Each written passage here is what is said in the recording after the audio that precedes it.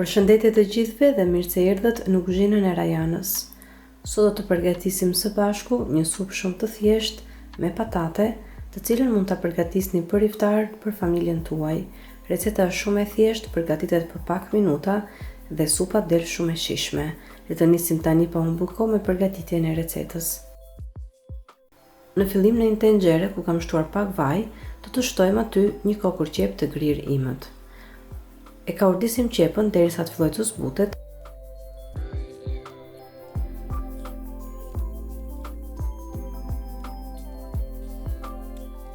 Dhe në këtë pikë, në tenxhere do të shtojmë edhe një kungull jeshil, të cilin e kam prerë në kubik të vegjël. Do shtojmë në tenxhere edhe 3 patate mesatare të prera në kubik. Do të shtojmë gjithashtu një karrotë të prerë në kubik. Të gjithë përbërësit i trazoni mirë derisa perimet të fillojnë të zbuten pak. Mos harroni të shtoni gjasa kohë dhe erza nëse keni dëshirë. Unë kam shtuar një lugë çaji me erza pule, kam shtuar gjysmë lugë gjelle me sal speci, krip dhe piper të zi.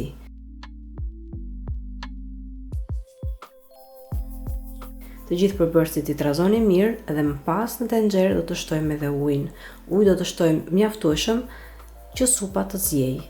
Do ta lëm supën të ziejë për të paktën 15 ose 20 minuta ose derisa të shikoni që perimet do të zbuten. Edhe kur mendoni që supa ka zier ashtu siç duhet, tani supën e kalojmë në një blender ose me frulator supe dhe të gjithë masën e fruluar të supës e kalojmë sërish në tenxhere. Mund të shtoni pak fare ujë nëse del pak me trash. Dhe tani supën e keni gati, por përpara se ta servirim, unë preferoj që këtë supë ta servir me pak gjalp të skuqur, ku kam shtuar një lugë çaji me mëndërt nane ose nenexhik dhe një lugë çaji me piper të kuq. Dhe më pas të gjithë masën ja hedhim supës sipër. Tani supën e keni gati për misht për familjen tuaj. Është një supë shumë e thjeshtë, siç e pat edhe vetë, përgatitet shumë kollaj, për fare pak minuta dhe me pak përbërës. Por më besoni që kjo supë shijon shumë. Shpresoj shumë që kjo recetë t'ju ketë pëlqyer dhe nëse po, mos hezitoni të jepni asaj një like, si dhe ta shpërndani me miqtë dhe familjarët tuaj në rrjetet sociale.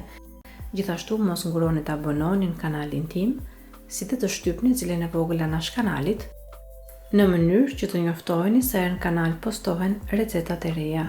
Ju falenderoj të gjithëve që më ndoqët edhe në videon e sotshme. Bashkë do të dëgjojmë sërish në videon e radhës. Deri atëherë, Zoti ju bekatoft të gjithëve.